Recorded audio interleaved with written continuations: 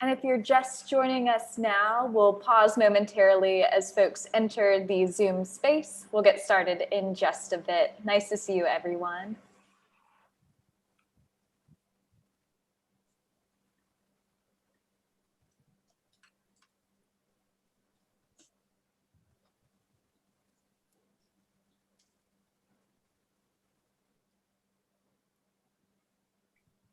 All right, so as people continue to join, we'll get started. Hi, everyone. I'm Julia, a bookseller at Politics and Prose. We're live with Heather Berg, Sarah Jaffe, and Gabriel Wynant discussing work, inequality, gender, and capitalism in modern America, with special thanks to our friends at the New Republic. You can follow links in the chat to purchase their titles, Porn Work, Work Won't Love You Back, and The Next Shift, directly from us at Politics and Prose. If you have a question for our speakers, please use the Q&A feature found at the bottom of your screen. We'll move to questions in the last portion of the discussion, though we apologize in advance if we run short on time. Additionally, we're glad to offer closed captioning for this event via Zoom's auto captioning service. To enable captions, click the CC live transcript icon at the bottom of the screen. And we do want to thank you out there for joining us. We are so grateful to our family of loyal customers who keep our business and our spirits afloat. It's my pleasure to introduce this incredible panel. Heather Berg writes about sex, work, and social struggle. Her book, Porn Work, Sex, Labor, and Late Capitalism, takes readers behind the scenes to explore what porn performers think of their work and how they intervene to hack it. It tells a story of crafty workers, faltering managers, and shifting solidarities. Her second project, Sex Workers Against Work, is an intellectual history of the sex worker left. It engages anti-capitalist sex workers' critiques of straight work, unpaid sex, and state violence, and explores their experiments with alternatives. She is currently an assistant professor of women, gender, and sexuality studies at Washington University. Sarah Jaffe is a Type Media Center Fellow and an independent journalist covering the politics of power from the workplace to the streets. She is also the co-host with Michelle Chen of Dissent Magazine's Belabored podcast, as well as a columnist at the Progressive and New Labor Forum. Her latest book, Work Won't Love You Back, How Devotion to Our Jobs Keeps Us Exploited, Exhausted, and Alone, is a deeply reported examination of why doing what you love is a recipe for exploitation, creating a new tyranny of work in which we cheerily acquiesce to doing jobs that take over our lives.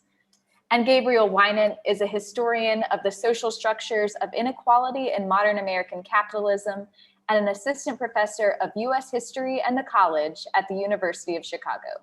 His book, The Next Shift, The Fall of Manufacturing and the Rise of Healthcare in Rust Belt America, investigates the rise of the service economy in the aftermath of manufacturing and locates the origins of today's social inequality in America's post-war political economy. Using Pittsburgh as a case study, the book shows how deindustrialization triggered the ascent of the care economy and stamped it with the inequalities produced by the New Deal states' hierarchies of race and gender. On behalf of Politics and Prose, please join me in welcoming Heather Berg, Sarah Jaffe, and Gabriel Wynant. Thank you all so much. Hi, everyone. So I volunteered to jump in first here, in part because I'm in London, and that means it's 11 p.m. where I am, and I'm ready to go to bed. But before that, we have a lot to talk about. And all three of us have written books that in some way or another sort of trouble people's notion of what the working class in America is and has been.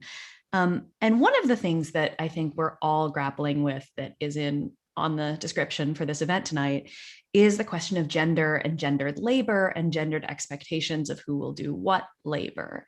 And so the way we decided to do this event is sort of ask questions of each other for a little while. And hopefully that will bring out some of the nuances of some of the stuff that's in our books, and then let all of you ask us some questions afterwards. So to start off with, because I stole that privilege for myself, I wanted to ask each of my beloved co-panelists to talk a little bit about the challenge of sort of denaturalizing gendered labor, the kind of work that we think women do versus the kind of work that we think men do, and how that affects our perception of what work is, who workers are, and whose work matters in America at this particular moment in time.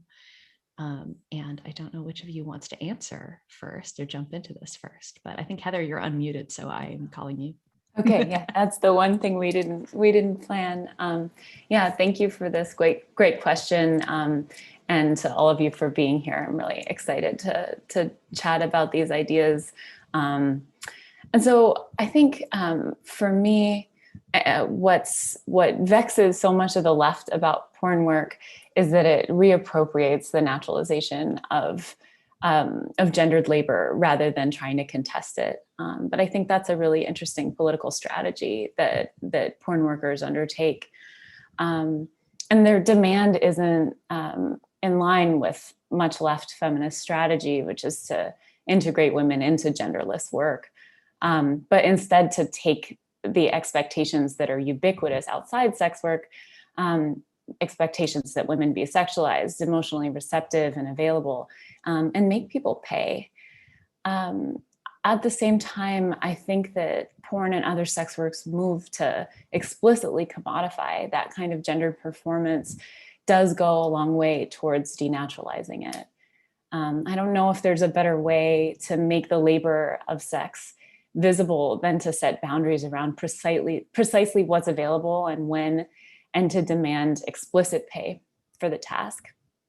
There's some connections to wages for housework here, but I think that sex workers go farther in making good on the threat that they'll stop working when the pay stops. There are, of course, limits to this strategy. And one of the things that my book talks about is the way that porn labor is differently valued across particularly racist lines. And so the charge, and so hence like the political power of commodification doesn't have the same disruptive teeth when its benefits are so unevenly distributed. And like in other jobs, porn work doesn't commodify all the work that it takes to make paid work possible, whether that's maintaining a saleable self or marketing or the emotional labor required to navigate relationships on set and with fans. That all remains absolutely naturalized. So that is like one of the contradictions that I'm interested in here. On a different note, I just want to say that in the broader context, the feminist project to denaturalize in some ways ungender, unpaid care work for some women has always meant redistributing it to working class and racialized others. And so I'm really interested in that question to the extent that anti-sex worker feminists excuse their complicity in that other dynamic by marking sexual labor as the site of gendered exploitation. I think exceptionalizing porn in particular does a lot of heavy lifting in the service of that kind of project. So that's what I'll say about that for now. Excited to hear more from y'all in Q&A. Gabe? Sure. Well, thank you for that great question, Sarah, and that answer, Heather, too, which is really helpful for me in thinking of my own answer. And just quick thanks to TNR and to Politics and Prose for hosting us, and all of you for being here. This is a really fun panel. We've all, I think, known each other a little bit over years and been in dialogue with each other some as we develop these different projects. So it's nice to actually come together. So I want to answer by going to a historical moment, which is the hinge of my book, and that's the late 1970s and early 1980s, in the moment when, in the case of Pittsburgh, which is the city that my book is about, steel work, that is to say industrial work, was falling apart, which itself is to say the single breadwinner nuclear family that we sort of associate with the post-war industrial golden age, that was falling apart, right? And the idea that economic security was accessed by a husband and father maintaining stable and secure employment in a collectively bargained industrial workplace. What people were beginning to realize by the late 1970s, steel worker families, that was becoming untenable. African Americans generally realized this first, as the structure of industrial employment was discriminatory and they lost their jobs earlier. But the whole working class was kind of realizing this between about 1975 and 1985. As that happened, a moment occurred for women in industrial, working class households where they realized that they were not going to have the same life course as their mothers, right? That they were going to need to seek paid employment. And maybe their mothers had when they were young, maybe during World War II, maybe for a year or two during a recession and a layoff, but their mothers had been housewives, and that they were not going to be able to follow the same route.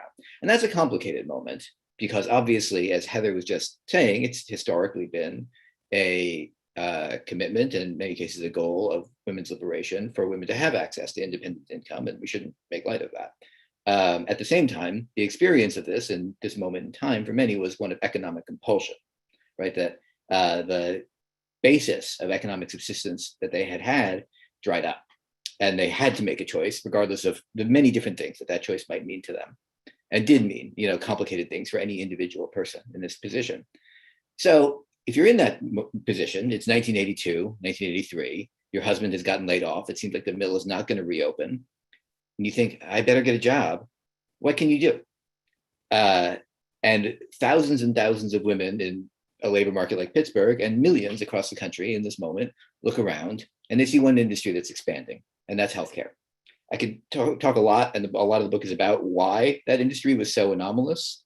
I'm not going to go too deep into it here, except to say that it did have access to low-wage women's labor. That's one of the reasons it grew so much as everything else was collapsing. And a lot of women, have a very easy association between themselves and the healthcare industry as something that they might be able to work in. Maybe they volunteered in a hospital as a teen. Certainly, most would have had an experience of being sent by their parents to take care of grandpa, and he's sick and old. Those were very common experiences. They were woven into the fabric of normative gender, caregiving, that is to say, under the kind of post-war welfare state golden age system was what it meant to be a girl and a woman in many ways. And so it was a very natural transition, or naturalized transition, I should say. And it was, as I implied a moment ago, it was in part on its ability to access that labor market, that low wage available labor market, that this one industry took off so dramatically, because what it was doing was offering as a service on the market something that had previously happened to a significant extent inside the household. Not surgery, but looking after grandpa when he falls, that kind of thing. And people often think, they know that, okay, Florence Nightingale, nurses used to be women, doctors used to be men, that kind of thing. But they often assume that over time that has evened out, and it has not. To this day, about 80% of workers in the healthcare industry, which is the largest industry in the country, are women. It's a low-wage industry. Again, you might think of doctors and nurses. That's not mainly who's working in it. The fastest growing job in this country is home health aid. So one of the key points that my book tries to make is that the way that the family and the welfare state and employment were organized between the 30s and the 70s created this new model for working class women to have a kind of natural role, even once they entered the waged economy. And that is still very much with us. So I just going to respond a little bit to those because they're great. And I think one of the things that I write about in my book, I start my book with the family, right? To sort of root the idea that we should love our jobs and we should do work out of love in the unpaid work that goes on in the home, whether that is sex or caregiving. Both of those are things that we are expected to do for free because we're women. And the way that I have started really thinking about the family as a workplace that fell apart at the same time as the steel mill fell apart, right, as Gabe was saying, is to really end up understanding why gender and sexuality are so fraught and vexed for people right now, that, at the same time as we have sort of normalized, gay and lesbian marriage anyway, We have like ritualized transphobia basically going on all over the place. Right now it's sports that everybody's obsessed with. Women's sports. Oh my God, we've got to keep trans girls out of women's sports because I have no idea what will happen if trans girls are allowed to play women's sports, but it's scary. And then we have gender reveal parties setting everything on fire. And it's, you know, it's literally because our entire expectations of what gender is are actually based on work rather than sort of the other way around. And I think that that's actually like the point that I've gotten to in chewing on these issues is actually that like work is what makes gender in so many more ways than perhaps even we talk about. And so even when you get access to the relatively high waged workplace for a relatively small set of women who get college degrees, and you know, most women who went into the workplace in the 70s and 80s aren't doing jobs like Heather and I are doing. They are doing low wage care work. They are working in restaurants, fast food. They are the people that everybody's complaining about not coming back to work right now. And part of the reason that they're not coming back to work right now in droves is that they are doing that unpaid care work in the home. And as long as we sort of have these massively unequal work regimes, those will also continue to produce gender. And I think, so in essence, where I'm thinking about this stuff now is I've flipped it all around and just been like, oh, instead of like, we need to destroy this idea of gender in order so that women can have better work, which is a very second wave feminist notion of things, we actually need to destroy work so we can also destroy gender. Okay, I think I'm next. So I think on that point, a question I wanted to ask about, and this has already come up in everyone's comments in some way, is the category of emotional labor, which has a pretty broad footprint today. I think it gets used quite a lot in ways that I feel some enthusiasm for and some ambivalence about in, you know, social media, kind of whatever, everyday discourse in some form. Emotional labor was coined, the concept was coined in, as we know it, by the sociologist Arlie Hochschild in her 1983 book, The Managed Heart, which came out right in the midst of the changes that we've been talking about, not coincidentally. The book was largely about flight attendants, so that was the kind of core case study. And flight attendants and bill collectors, actually, as examples of different kinds of emotional labor. But I wanted to ask about this book because I think there's a tension in the concept of emotional labor and in the book that I thought it might be useful for us to talk about. And that tension is that Arlie Hochschild spends the book describing how certain kinds of jobs require the worker to produce a visible emotion in some form, right? And in doing that, to induce an emotion in the client. And in the case of flight attendants, this is very easy to think about. And this produces a kind of alienation from self, Hochschild says, right? This is one of the kind of core problems with the new service economy, is that it plays on existing understandings of gender to compel workers to alienate parts of themselves by engaging in this kind of emotional labor.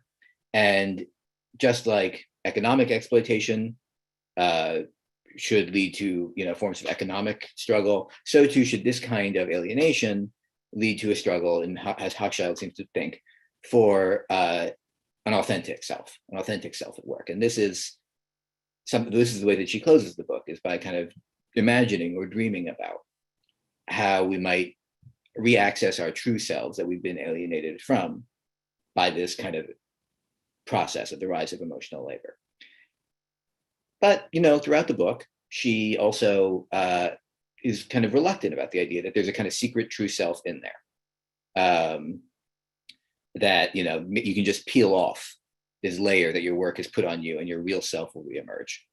And she can't quite make up her mind about that. And I think that's probably connected to some of the kind of ambivalence that we have about the concept today, as we use it. So I wanted to kind of just ask you both to think about emotional labor, to think about, you know, what you make of the kind of tensions in the idea, and ultimately the question of authenticity that Hochschild raises, and how it relates to the politics and the political struggles of the workers that you have spent time with. So I know authenticity is going to come up in also what I'm sure Heather's going to have to say, but I just have to say, I've been watching RuPaul's Drag Race. And that is making me think a lot about, again, the sort of the way that all gender is performance and that drag queens just make that very literal. And it's kind of funny because I started watching it and then my housemates here in London made me watch an episode of Love Island, which is just like heterosexuality boot camp. It's really terrifying. And so what all of this is making me think about, other than that I need to do something with my free time other than watch bad reality TV, is the way that like we assume that there is some sort of naturalness to certain roles that we might fulfill and that other things are all performative and all work. And I just find Love Island like way draggier than RuPaul's Drag Race, actually. And so this troubled, as you explained, sort of relationship that I think Arlie Hochschild has and that I have with like what I want to say. I don't want to tell anybody what they should feel about their jobs, right? And people have sort of gotten defensive with me in response to my book, being like, well, how should I feel about my job? And I was like, I opened the book with the words, I love my work. Like, I'm not trying to tell you how to feel. That's the point. The point I'm trying to make is that it's a political struggle, however you feel about it. And that the real challenge here is not that we should like try to wage a different struggle to like be more authentically ourselves at work, because like, what would that even look like? And I don't want to, actually.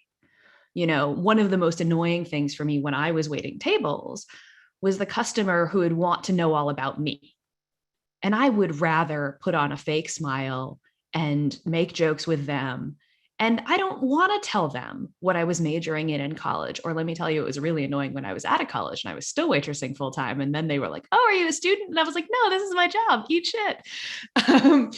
You know, the way that managers now are pushing for people to bring their authentic self to work is actually an even more miserable demand in a lot of ways than like just sort of do performative emotional labor.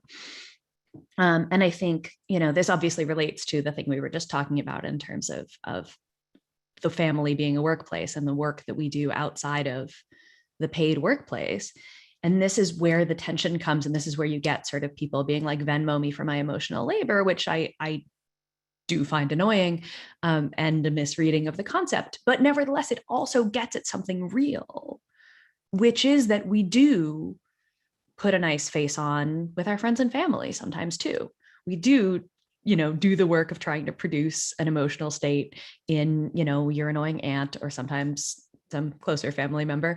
You know, I do as much of that as I do at this point in time, sort of the kind of emotional labor that comes up when doing an interview and somebody asks me a question about how I should, you know, I think they should feel about their work. So yeah, I think we have to get at a concept of emotional labor that doesn't rely on some sort of authenticity we could find, and also doesn't invite us to sort of monetize every single relationship in our lives. Thank you so much, both of you, for those questions and thoughts. It's giving me a lot to think about here. And I'm thinking about this kind of historical timeline that you've both marked in the theory of emotional labor, which suggests that there's something new and a crisis about the demand. And that's one area in which I think that sex workers' struggles remind us that there's nothing new about this. It's one of many areas, including precarity and engagements with the gig economy, that I think the fact that sex workers have always been there tells us that, you know, their kind of longer historical memory for navigating those conditions should be instructive. And I also think that one thing that might be particular about the sex work context is that horror stigma does so much to give the charge of inauthenticity its teeth, right? Like, to be inauthentic for money is to be prostituting oneself. And so all workers like meet that charge, but sex workers do so in this really acute way. In terms of what that looks like in my book, I think and more directly to Gabe's question about how workers are struggling around these questions, I think I'll talk about like the two spheres in which this manifests. One is what workplace authenticity looks like in a scene, and then also what it looks like when engaging with fans and managers and consumers broadly conceived outside of it. And so in terms of what that looks like on scene, some people find inauthenticity incredibly draining, and they really do talk about it in those terms, but rarely in the ways that civilians, as non-sex workers, often assume. And so it's not faked orgasms that are such a grind, but performing racist, transphobic, or sex negative tropes that just work against one's politics and self-identity. It's not the faked sex as so many anti-porn critics misunderstand it. But sometimes faking it does create harm. And their workers seek out, direct-to-consumer distribution through sites like OnlyFans as one strategy to find work in ways that go beyond what traditional directors think sells, and work that might feel more at home for them. And again, that's not necessarily less fake sex, but it's sex that feels more in line with one's politics. But it's also true that authenticity can be a lot more extractive. Work indeed will not love you back, and it will turn your love against you. And so most porn workers' demand isn't for work that lets them share more of their unfettered sexuality with the camera. And many would follow queer theorists in arguing that such a thing doesn't exist. Like there's no real against which the kind of copy that is fake porn might be measured. Some porn workers also talk about the ways that disassociation and estrangement can be generative as an approach to working life, that this kind of strategic inauthenticity can really be protective. And this is such a tricky thing to even say out loud in this space, because anti-sex worker feminists are so ready to weaponize any mention of something like disassociation to support the kind of bourgeois idea of real unpaid sexuality. But porn workers take that risk and say again and again, like sometimes it's okay to leave your body at work, which is maybe an extreme version, but one approach to the problem of being asked to love your work is to not even bring your whole like present self to it. And so to directly answer your question about like this is where the theory begins and then where porn work might take us, I think where I depart from Hochschild's analysis is again in saying that estrangement can be good for workers. Can also be really key for class consciousness and solidarity among workers. And I'd also say that I think, and this is something that both of you have addressed here, but the idea that like the boundaries between emotional performance in paid work and in social reproduction that's unpaid, and that's exactly why Sarah, right, begins her book right there, that those boundaries are just so much blurrier than the original theory of emotional labor allows, as if we might leave work and know that when we smile or orgasm, that thing is real. And I think that's just a lot more vexed than at least comes through in the managed heart. And so offset, I mean, the last thing I'll say up to this question is just that consumers' anxiety about paying for sexual and emotional labor. I think this is true in waitressing, in teaching, in therapy, but especially in sex work, that consumers' anxiety around paying people to perform creates all of these demands to perform as if you're not performing. And I worry sometimes that our discussion of the extractiveness of emotional labor only compounds those demands, that it's informing consumer anxiety. And then part of one's job comes to be allaying that anxiety.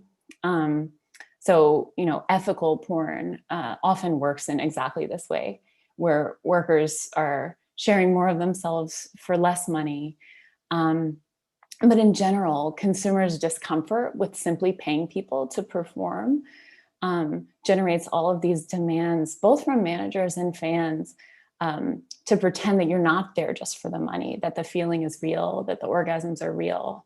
And this isn't a favorite of workers. And I think it's a really tricky nexus between porn consumers, directors, and anti-sex worker feminists, that all of them have agreed that inauthenticity is bad, and that workers in one way or another should do the work of making the scene something else. So that's what I'll say for now. Can you imagine demanding the steel worker be authentic at their job, Gabe? There's a story I love to tell about, or I tell in the book, about a steel worker who gets drunk on the job and more or less tries to murder his boss, and basically gets away with it because the union is strong enough that everyone's kind of like, let's just let it go. It seems like a quite different set of demands around authenticity, man. Authenticity, gender, and expectation. Yes, but anyway, to the discussion we've been having.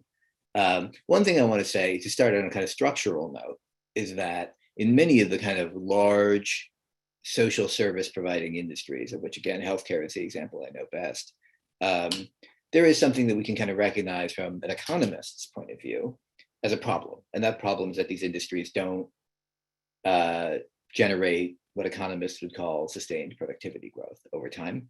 That's the reason that, cars and computers get cheaper every year. And that's sort of what commodities are supposed to do in capitalism. It's one of the main things capitalism offers, right? It gets more efficient in production and therefore commodities get cheaper, and that's how everybody wins. And we all know that's not the story in healthcare, right? It's very much not the story in healthcare. And there's a lot of complicated reasons to go into that, but certainly part of the cause of that is that there aren't really good ways of substituting capital for labor in healthcare. That is to say, replacing workers with machines. And to the extent that you can get productivity increase in healthcare, it's mainly by getting fewer people to do more, which risks degrading the quality of the service provided. And this is something that we encountered very painfully in the past year in nursing homes, right? Where, this has been true in nursing homes for a long, long time, but we learned the hard way that, one nursing assistant can't really take care of 35 people at once. Even if there's a legal requirement that they each get 2.5 hours of care per day, or, lots of states have regulations like that. But if there's just 2 of them on the shift and there's 80 patients, that's not going to happen, right? And that in all kinds of ways raises patients and residents' risk, as well as obviously the workers who I'm going to get to in a second. And, COVID took advantage of that, basically. But for workers, what that means is constant calculation about how much above and beyond you're going to go, right? And this is a very familiar experience all across what I think of as the sort of social service industries. I think we can recognize it if you know any teachers. Think about, do they seem like they're worn out at the end of the day? Why might that be? Similarly, I remember once canvassing in Massachusetts when I lived there for a ballot initiative to mandate the number of maximum number of. Sorry, my nieces and nephews are here. I can't hang out right now, Carlo. To mandate the maximum number of patients a nurse could be responsible for at a time. And I found doing this canvassing that any door I knocked, if people answered, I would say, do you know any nurses? And they would say, yeah, because there's a ton of nurses, right? And I would say, do they seem tired to you? And people would say, God, I guess they do. And that's because of this structural problem. Workers in these industries are constantly making this calculation, how above and beyond do I go? And a good example of this is in a hospital, if a patient is becoming due for discharge from the hospital near the end of a shift, maybe there's a half hour left in your shift, but the patient is ready to be discharged. Do you discharge them? If you do, they get to go home earlier, which is nice for them, and that matters, but you probably are going to have to stay beyond your shift to process all of the paperwork and various things and talk to the family and all of that that's involved in discharge. So maybe you do it, maybe and then you get home late, right? And your kid is like, where were you? or maybe you just let them wait until, the next shift, and which is the name of my book. And then, the patient may not get home as soon as they might, and people might worry. So there's all these kinds of calculations that are just the substance of the day of a worker in any of these industries. And, I think emotional labor is useful to an extent, and the concept is useful to an extent in thinking about that. But it's complex and it's sort of delicate, because there are all kinds of ways, as both of you have alluded to, that, wanting to take care of the patient, in this case, wanting to do a good job teaching students, does enable exploitation, although it also can produce a kind of meaningful experience that's real. And it also potentially can, in certain ways, generate forms of solidarity, although those forms of solidarity are themselves kind of complex and contradictory, because they often consist of the idea of, let me do my job, right? And that itself has a bunch of tensions in it that I think we're going to talk about in the next answer. All right. Thank you both. Yeah, this story that you tell in the book of the worker who tried to kill their boss also was so refreshing to me, because there's so many points in your book where you just refuse the kind of Fordist nostalgia that is so popular among labor historians, and I think that moment in particular really crystallizes that work sucks now and it did then. And so I guess on that note, I'm wondering if we can close up with y'all talking about how your books take up questions of care and the social necessity of care. And I'm wondering if for you and for the workers that you're engaging, if there's any kind of anti-work horizon for care work. I wonder if there's some connections to Sarah's earlier point about work refusal during the pandemic, and just this question of who gets to refuse, and then what happens to the legibility of their demands if they do. So yeah, I'll turn it over. I don't know who's going first. So, of course, the first thing that's on my mind is the nurses, because Gabe was just talking about canvassing for nurses in Massachusetts, and there are nurses in Massachusetts who have been on strike for, I think, 120 days now, or close to that, at St. Vincent Hospital. If we have any listeners who are in the vicinity, you should go visit the picket line, because it's been a long time.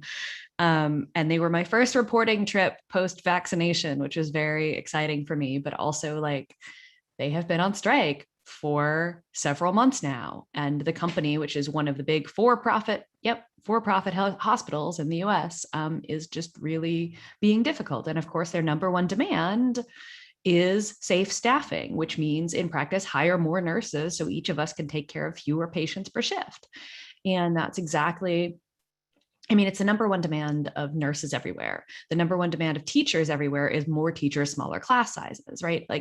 They are, certainly money comes into it. Certainly there are questions of their own healthcare benefits and all that stuff. But absolutely the thing that comes into play the most is we need more help.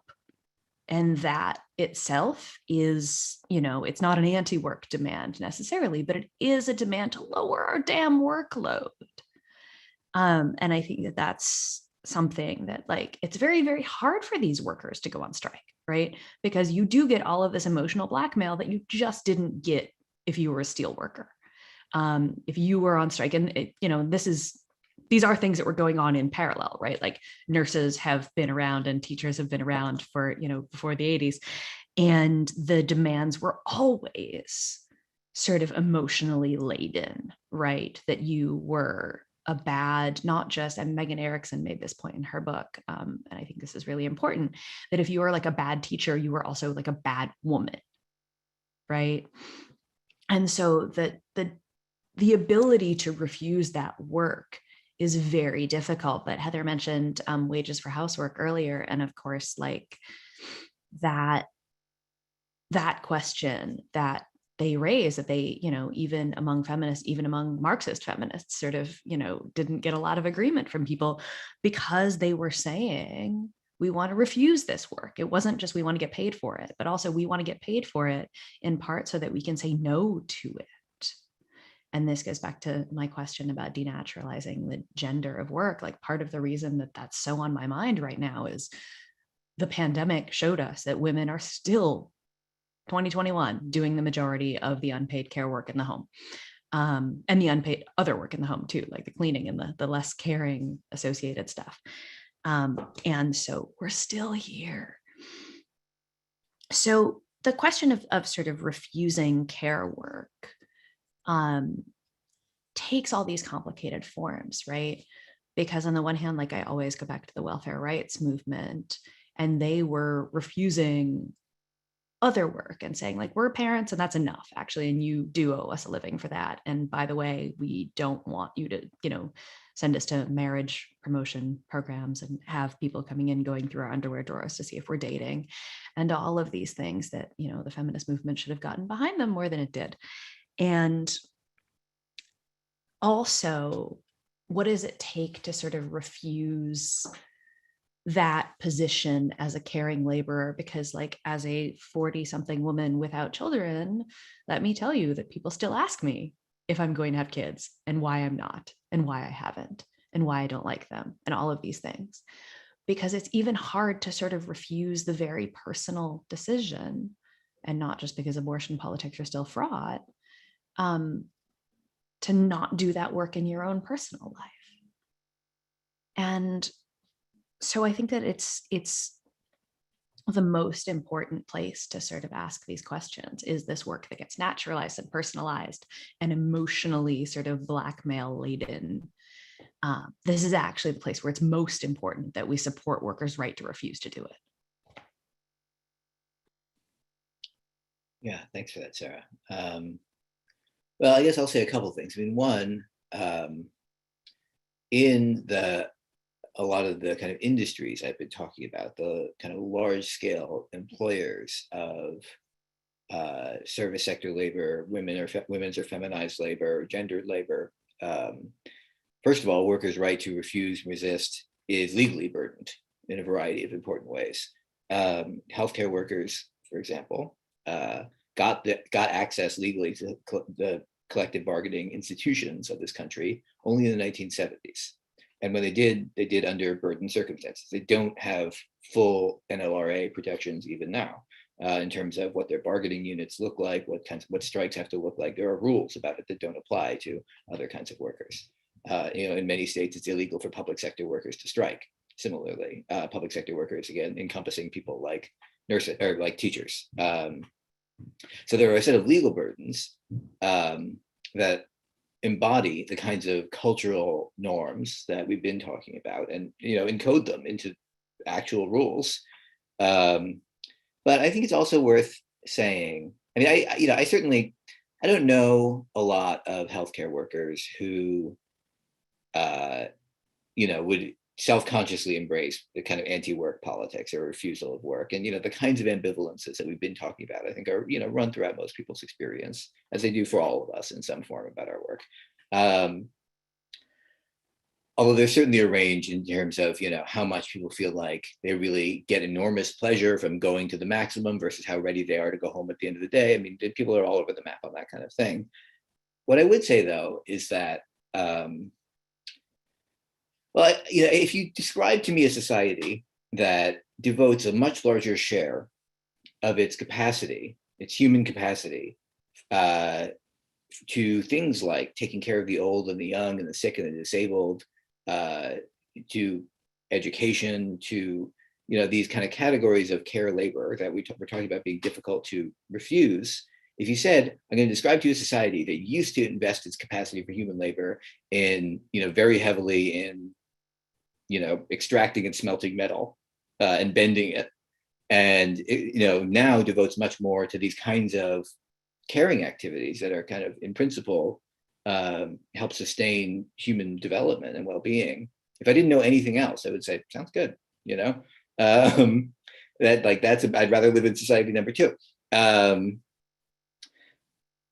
What's happened is that the way that we have made that transition has been by conscripting the most vulnerable section of the labor market to do a huge amount of that work for all of us. And that's in particular women, and it's particularly women of color, immigrants and African Americans. But there is something in the reality of a society that is ever more interwoven and interdependent through non-familial institutions of care, that there's a kernel in that I think we can hang on to, right? The idea that actually we should have social institutions that do invest in human well-being and produce human well-being in all these kinds of ways that we've been talking about, and that ought not be part of the responsibilities of the family. And maybe families can change in what they are if they're freed from that. That is a utopian idea, right? And so there's a utopian kernel hidden in this extremely exploitative turn our society has taken that my book is about. And how we get from here to there is obviously not at all clear. But I think having gone through this transition makes it possible to imagine a society where we are much more responsible for, the old folks on our block and the kids on our block and our extended family's kids and whatever. You can imagine all kinds of configurations of collective responsibilities for care, right? I mean, I'm an educator of a certain kind. And, there are cushy things that only educating people between 18 and 28 or whatever. But maybe if I had to do that job less, I would invest more of my time and effort in, helping take care of the old folks who live next door to me and, the kids who live across the street. And we could share those kinds of collective burdens more evenly across society rather than burdening them on or piling them onto the people who are most structurally available to be conscripted for that role. So I think we can think that thought more easily now, because we have gone through this kind of dramatic set of transformations, and because there are people like the sex workers in Heather's book who have been thinking versions of related thoughts for a long time and engaging in related struggles for a long time. So, I think that capturing that kind of utopian possibility hidden in this exploitative social structure involves a ton of political struggle, and what that looks like is not really an answer we can just sort of like toss off. I don't have a neat answer for that. But I think it's possible to see it as a kind of horizon of struggle. And when nurses like the nurses at St. Vincent's and Worcester go on strike, even if they're not articulating and imagining their demands in those terms, winning a society where nursing is a manageable job and being taken care of is a kind of humane experience does depend on moving in that direction. And in that way, those nurses are in that struggle, regardless of how they talk about it. Thanks so much to you both. I'll respond just really quickly so that we have a little time for Q&A. So get ready with your questions. I think I'll say two things just really briefly. One is that pursuing porn work is often itself a refusal of other gendered work, including nursing and teaching. A lot of people in my archive had left just those jobs for sex work. And so that's one piece. And the other is that I'm really interested in the ways that that general disdain for sex work consumers actually opens up some possibilities for porn workers that don't exist for other reproductive workers. And that's that there's no expectation in the porn work context that workers make their demands in terms of what those demands would mean for consumer well-being. There is no our working conditions are your learning conditions. When there is, it I think rings often hollow, and I think that's a good thing. So sex workers have this room to maneuver to say that the point of sex work is that it reproduces sex workers, and I wish that for more reproductive and service workers to be able to make those kinds of claims. So with that, I think we'll turn it over to Julia, who's going to field questions from you all. Thank you all so much for this engaging discussion. This could easily be 3 hours. We do have some great questions from the audience. The first is from Scott, who asks, do you believe the pandemic will help the public better appreciate essential workers and what they do? It's already led to a raise in wages, in parentheses, finally. So I've been thinking about this one a lot. I'm actually sitting down to work on a new preface for the paperback edition of my book. Yay. So I'm obviously thinking about this question. And I mean, the pandemic has absolutely changed how we work and how we think about work and how we relate to work. The question of where that change will go is still very much up in the air. And, yeah, it's leading to a short-term raise in wages for some workers in some places, but Kirsten Sinema still gave her big old thumbs down to the $15 an hour minimum wage. So I am somewhat skeptical that we've had an awakening of the value of service work and, so-called low-wage work, which, is often used as a euphemism for low skill work, which is usually just a euphemism for women do it, and Black people do it. So, and immigrants do it. So I don't think that these changes just happen because of things that happen to us. I think they happen because of struggle. So the nurses in Massachusetts who have been on strike for 115, 16, 17 days, are demanding that we value their labor better. The workers who have been organizing around home care are demanding that we value their labor better. Nursing home workers who have been whistleblowers and walked out have demanded that we value their labor better. And the people who are refusing to take crappy service industry jobs, having been laid off from them at the beginning of the pandemic, are also demanding we value their labor better. And that is what has produced, if there has been a raise in wages, it's been people refusing to do the crappy jobs anymore, not the pandemic making bosses nicer. I'll just say, my experience now is if you say the phrase essential worker to someone who is classified as that, they roll their eyes at you because they've had this, very long and difficult experience, obviously, of being called one thing and then treated in a very other way. And that's insulting in various ways, right? It's an insult to the dignity. I do think that there is something in it, though, that's worth hanging on to. Not as a kind of, identification for people necessarily, but I think in some ways, like the powers that be make a big mistake when they call people essential, right? Because it's important to be telling people all the time that you're disposable. I often think of a nursing assistant in a Chicago nursing home who I interviewed, who was a shop steward, and they had a bit in her union, and they had a big COVID outbreak in this nursing home. And so she was involved in, fighting over working conditions in a bunch of ways through the pandemic. And she's a CNA, certified nursing assistant. And in some confrontation with her boss that she repeated to me, she, got frustrated enough that she said, I'm a CNA. I'm certified to wipe ass anywhere in Illinois, meaning I can walk out on this job, right? And there's a huge demand for this labor. And so there's this paradox in the concept of essential work, which is that we do collectively really, really need and depend upon these workers. They are, in fact, essential in a certain way. Individually, though, they're disposable. And that paradox is what makes the concept so fraught, I think. It's been true since long before the pandemic. This is an argument that my book tries to develop. And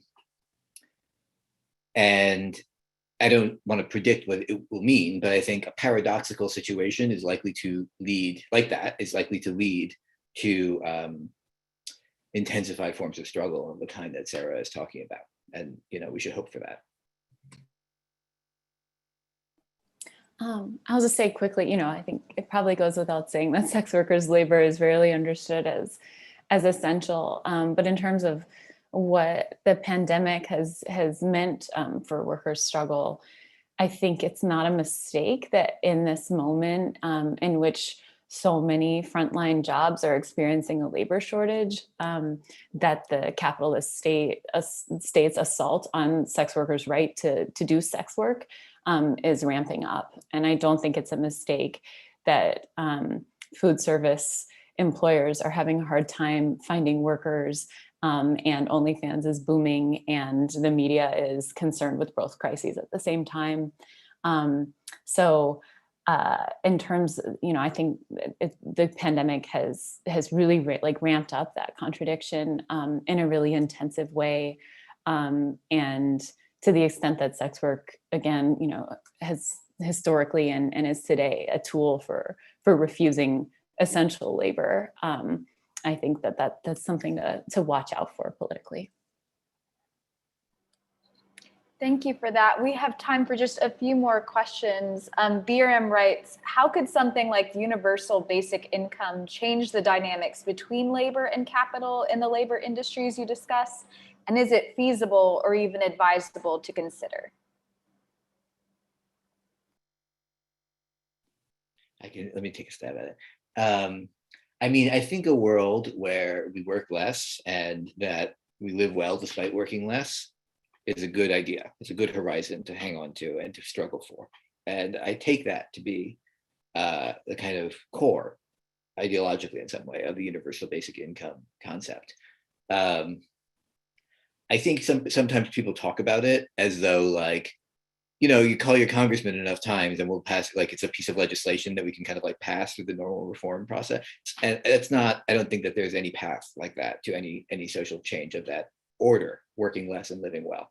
When we imagine working less and living well, what we're imagining is a totally different kind of society. I think that society is within our reach. I think we certainly have the capacity, materially and in some ways institutionally for it. But I don't think it's going to emerge out of a kind of well-crafted policy idea. I think it's going to emerge because the way that we live is increasingly unsustainable, and that will yield struggle and conflict. And, if the workers win in a conflict like that, if people overcome, large-scale property ownership in political struggle of different kinds, which ranges from rioting to electing people to to the workplace, to all kinds of things, then we will reach compromises of some kind that allow us to live well and work less. But I when I hear a political candidate like Andrew Yang or whatever talk about, I'm running for president to do universal basic income, it's it's sort of like, Huey Long, chicken in every pot, every man a king. It's it's a great idea. That's not how we're going to get there. But Gabe, Andrew Yang is not going to be mayor of New York, and that is the best news that I've had in a few weeks. And his UBI proposal for New York was neither universal nor basic. It was very small and very limited and was going to be paid for by defunding other public programs, which is a bad idea. But so I love Gabe, and I basically agree with the argument that he just made there, but I'm going to talk about the moment when America almost passed a basic income because of the welfare rights movement, because that is my favorite subject, as you all know. And I will never shut up about the welfare rights movement, and how if we'd all listened to them, we would have much better lives right now. So Richard Nixon almost pushed through a basic income plan. It was called the Family Assistance Plan, which has a very unfortunate acronym. And it would have given not enough money to live on. It was actually about the same amount of money, more or less, adjusted for inflation, that Joe Biden just passed through his first bill, his only one really so far, and who knows if there'll be another one. The one big COVID stimulus they've passed that has child assistance tax credits that are now fully refundable. So people will actually get checks. Now, we're not getting those for adult childless hags like me, sadly, but a girl can dream. But that amount of money that bill passed is actually fairly equivalent to what Nixon was going to send to each child. So, and Donald Trump sent us $1,200 checks, although I never got my second one, and I'm still mad about it.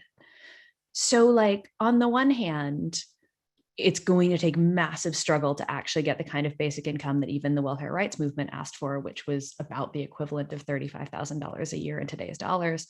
That's what they wanted, because that would have been an actual basic income.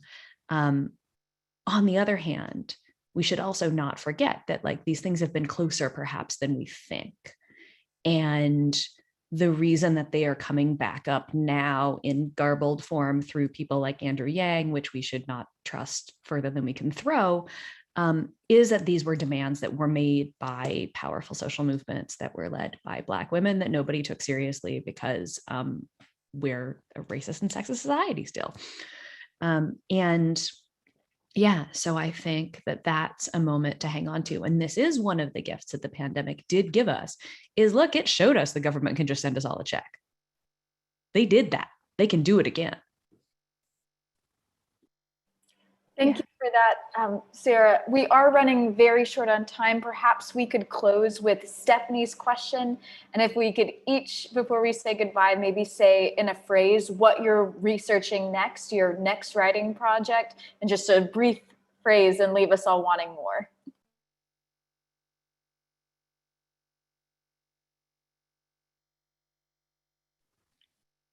Go ahead, Sarah. Oh, I was going to say Heather because she didn't get a chance to answer the basic income question. Oh, well, I don't have so much to say about the wage gap between corporate and performers, except that there is something really wonderfully explosive about this particular moment in porn work where the kind of democratization of production means that a lot of performers are actually making more than their former bosses.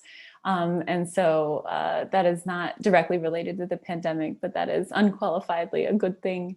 And I'll leave it at that because I think in my bio, y'all mentioned my next project, but it's an intellectual history of the sex worker left that's really exploring,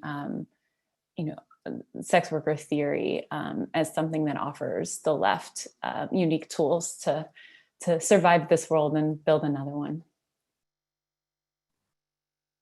So I will let Gabe, because he's more of an official Marxist than me, explain exactly what exploitation is. But the short answer to Stephanie's question is yes, that's where the money is going. The money is going into Jeff Bezos's pockets, and now he's going to space. And I hope he gets stuck. So on that cheery note, my next project is also very cheery. I'm working on a book proposal, which will eventually hopefully be a book about grief and grieving, and it will overlap with several of the things we've talked about here, including the pandemic and deindustrialization and grieving the industrial job and various other things. I'm just starting a project. It'll probably take me 10, 15 years, so don't get too excited, about rethinking the kind of origins of the New Deal in the 1930s and 1940s, and trying to understand how it came to be that a politics of working class economic and political power, and in some ways emancipation, got married to, and sort of no pun intended, got married to forms of cultural and social conservatism and conformity in different ways. Thank you all so much. I can't wait to see what you do next. For now, we really at Politics and Prose want to thank Heather Berg, Sarah Jaffe, Gabriel Wynant, and our audience out there for tuning in.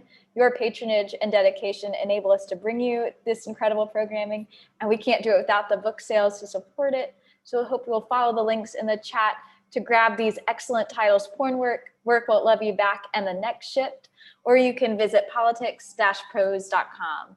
And while you're there, check out our events calendar for everything else coming up this summer. And from our shelves to yours, we hope everyone's out there staying safe, staying strong, and of course, staying well read. Thank you all again so much. We will see you next time.